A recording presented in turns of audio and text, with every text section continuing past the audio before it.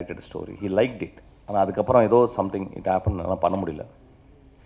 அவரும் ஒரு 30 வருஷமாக 25 வருஷமாக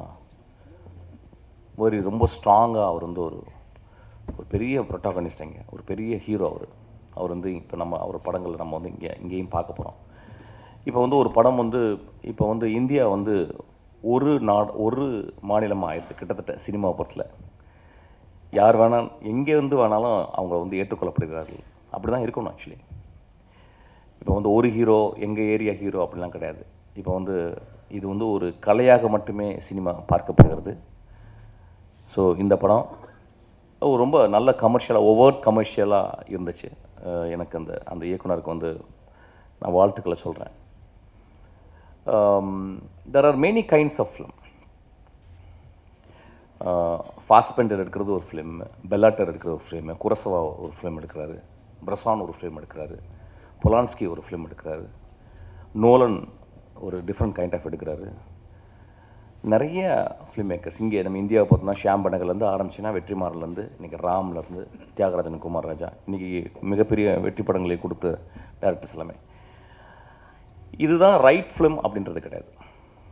ஃபிலிம் அப்படின்றது வந்து நிறைய ஜானரில் இருக்கணும், நிறைய சுவைகளை கொண்டதாக இருக்கணும். ஒரு சாப்பாடு எடுத்துக்கிட்டோம்னா வந்து நம்ம we are not just merely surviving to eat ஒரு ஃபுட்டு. அது ரொம்ப டேஸ்ட்டாக இருக்கணும். அதனால தான் வந்து இயற்கையை நம்மளுக்கு டேஸ்ட் பட்டை வந்து நம்மளுக்கு கொடுத்துருக்கு. எக்ஸ்ட்ராடனரி எவல்யூஷனில் நம்மளுக்கு வந்து our tongue has been gifted by the extraordinary taste buds. அது மாதிரி டிஃப்ரெண்ட்டாக நம்ம வந்து பார்க்கணும். ஒரு ஷோலையை பார்த்துட்டிங்கன்னா ஒரு காலத்தில் அதை விட ஒரு கமர்ஷியல் படம் இல்லை. Maybe it was rip off from different films inspire ஆகிருக்கலாம். ஆனால் அது ஒரு மிகப்பெரிய இன்றைக்கி வரைக்கும் இந்தியாவில் மிகப்பெரிய ஒரு கமர்ஷியல் படமாக ஷோவில் இருக்குது. கமர்ஷியல் படங்களும் பண்ணணும். ஒரு கதாநாயகன் கணவன் மனைவி உறவு, ஒரு கதாநாயகன் அண்ணன் தங்கை உறவு, ஒரு கதாநாயகன் நண்பர்கள் உறவு, இப்படியும் இருக்கணும். ஒரு கதாநாயகன் ஒரு பெரிய வீர சாகசம் செய்யும் ஒரு கதாநாயகனாகவும் இருக்கணும். இந்த படத்தில் அப்படியாப்பட்ட ஒரு கதாநாயகனை தான் பார்க்குறேன். வீர சாகசம் செய்யும் ஒரு பெரும் கதாநாயகனாக இந்த படத்தை நம்ம பார்க்கணும். இப்போ சமீப காலமாக ஒரு படங்களை ரொம்ப ஸ்ட்ராங்கான ஒரு கிரிட்டிசிசம், கண்டம்னேஷன் எல்லாமே இருக்குது. இதை திரைப்பட இயக்குநர்கள் நம்ம வந்து ஒத்துக்கணும். நான் ரொம்ப யோசிக்கிறேன். ஏன்னா ஒரு காலகட்டத்தில் இன்றைக்கி வந்த எல்லா திரைப்பட இயக்குநர்களையும் அடையாளம் கண்டு சமூகத்துக்கு சொன்னவங்க பத்திரிகைக்காரர்களும் மக்கள் தான். ஸோ வென் ஒரு சினிமான்றது ஒரு பேலன்ஸ், அது ரொம்ப கான்சென்ட்ரேட்டட். ஒரு வருஷம் 1.5 வருஷம் உட்காந்து ரொம்ப கான்சன்ட்ரேட் பண்ணி கிட்டத்தட்ட ஒரு ராக்கெட் இன்ஜினியரிங் மாதிரி தான். அந்த ராக்கெட் அப்படியே தனித்தனியாக செக்மெண்ட்டாக பிரித்து ஒவ்வொரு டிபார்ட்மெண்ட்டும் ஒரு 5 இயர்ஸ் 10 இயர்ஸ் உட்காந்து ஒர்க் பண்ணுறாங்க. ரொம்ப மெட்டிகுலஸாக ஒர்க் பண்ணுறாங்க. அதுக்கப்புறம் எல்லாம் பண்ணி முடிச்சு லான்ச் பண்ண முடியாமல் பிறகு திடீர்னு ஒரு சின்ன ஒயர்னால் வந்து அந்த பெரிய ராக்கெட் வெடிச்சிடலாம். அந்த மாதிரி தான் சினிமாவும். ஸோ இது ஒரு concentrated work led by the director, also by the actors, the producers. Sometime mishap ஆகும். ஸோ இதையும் மனதில் கருத்து வச்சுக்கிட்டு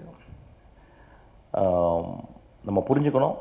கிட்டத்தட்ட பத்திரிகையாளரும் நம்மளும் பார்த்தீங்கன்னா ரெண்டு கையை கோர்த்து தான் நடக்கிறோம். நீங்கள் இல்லாமல் நாங்கள் இல்லை, நாங்கள் இல்லாமல் நீங்கள் இல்லை, அப்படி தான் இருக்கணும்னு நான் நினைக்கிறேன். ஸோ சில நேரங்கள் நான் திரும்பி சொல்கிறது, கருணையோடு கொஞ்சம் மனதில் வைத்து அந்த மனிதன் எப்படியாப்பட்ட சினிமாக்களை பண்ணியிருக்கிறான் அப்படின்றத வச்சோம் நம்ம கொஞ்சம் விமர்சனத்தை கொஞ்சம், I am not saying to tone down, I am saying கொஞ்சம் please add little compassion when you criticize a movie. ரொம்ப இம்பார்ட்டன்ட் நினைக்கிறேன். ஏன்னா இன்றைக்கி சினிமாவை பார்த்தீங்கன்னா எனக்கு அவ்வளோ கஷ்டத்தில் இன்றைக்கி சினிமா இருக்குது. நிறைய பேருக்கு தெரியாது. கஷ்டம்னா எப்படி ஒரு சீசனுக்கு கூட ஒரு 4 சீசன் இருக்கும். ஆனால் இன்றைக்கி சினிமா அவ்வளோ கஷ்டத்தில் இருக்குது. பெரிய பணங்கள் போட்டு தான் இன்றைக்கி சினிமா பண்ண முடியுது. ஒரு சின்ன படங்களே இன்றைக்கி எடுக்க முடியல. ஆக்சுவலாக கொஞ்சம் மிஸ் ஆனால் கூட அது வந்து மிகப்பெரிய இழப்பையும் பல குடும்பங்களை வந்து ரோட்டுக்கு கூட்டி வர்ற அளவுக்கு சினிமா ஆயிடுது. ஸோ இதை கருத்தில் கொண்டு நம்ம சினிமாவை ரொம்ப கம்பேஷனோட பார்க்கணுன்னு நான் ரொம்ப தாழ்மையோடு கேட்டுக்கிறேன். இந்த படம் ஒரு மிகப்பெரிய வெற்றி படமாக அமையும். இந்த படமும் ரொம்ப கலை ரீதியாக இன்னொரு ஏரியாவில் ஒரு ஜானரில் இது வந்து ஆடியன்ஸை வந்து ஹோல்ட் பண்ணும். இட் ஷுட் அரெஸ்ட், அவங்களோட இன்ட்ரெஸ்ட்டை வந்து இன்னும் அதிகப்படுத்தும். இந்த படம் கிச்சா அவர்களுக்கு மிகப்பெரிய தமிழ் வெற்றி படமாக அமையணும்னு நான் ஆசைப்பட்றேன், வாழ்த்துறேன். இந்த படத்தை இயக்கிய அந்த இயக்குனர், அவர் பேசும்போதே தெரிஞ்சது, ரொம்ப எளிமையாக இருந்தார். தன் மனைவியும் மகளையும் சொன்ன ஒரு டேரக்டர், அவருக்கு ஒரு கிளாப் அடிப்போம். ஆக்சுவலாக அதுதான் முக்கியம் வாழ்க்கையில். ஆல் த திங்ஸ் எல்லாம் பண்ணி முடித்த பிறகு வாழ்க்கையில் வந்து நம்ம சொந்தங்களுக்கு தான் எல்லாமே பண்ணுறோம். எல்லா குட்டிக்கரணங்களும், சினிமா ஒரு மிகப்பெரிய குட்டிக்கரணம் தான். ஆக்சுவலாக நான் எல்லாம் பண்ணுறதும் என்னுடைய மகளுக்கு தான் ஆக்சுவலி. ஸோ அது மாதிரி அந்த டேரக்டர் சொல்லும்போது எனக்கு ரொம்ப மூவ் ஆகிட்டேன். அதுக்காக இந்த படம் ஓடும் சார், பெரிய ஹிட் ஆகும் சார். வந்திருக்கோம் எல்லாருமே நான் ரொம்ப வாழ்த்துறேன். தானு சார், நீங்கள் எப்பொழுதுமே மனிதர்களை கண்டுபிடித்து அவங்க கதையை கேட்டு அந்த கதையை நேசித்து அந்த படங்களுக்கு வந்து உங்களுடைய சம்பாத்தியத்தை, உங்கள் உழைப்பையும் நீங்கள் கொடுக்குறீங்க. உங்களுக்கு இந்த இயற்கையை உங்களை பத்திரமா பார்த்துக்கும் சார். இன்னும் ஒரு 50 ஒரு 100 வருஷம் நீங்கள் வாழணும்னு நான் வாழ்த்துறேன் சார். இந்த இயற்கையை சொல்லலாம் வந்து தானு சார் வந்து இப்படி மேலையில் புகழ்கிறாரு அவர் படம் பண்ணுறதுனால அப்படின்னு சொல்லிட்டு, அதில் ஒரு துளி கூட உண்மை இல்லை. நான் ஏற்கனவே அதான் சொல்லி ஆரம்பித்தேன். தானு சார் என் படத்தை பிடிக்கலன்னு சொல்லி வந்தார். இன்றைக்கும் அந்த படத்தினுடைய கதையை நான் அவருக்கு சொல்லவே இல்லை. ஏதோ என்னுடைய படங்கள் வந்த விதங்களை பார்த்து எனக்கு ரொம்ப நேசித்து அவர் இந்த படத்தை கொடுத்துருக்காரு. இந்த படமும்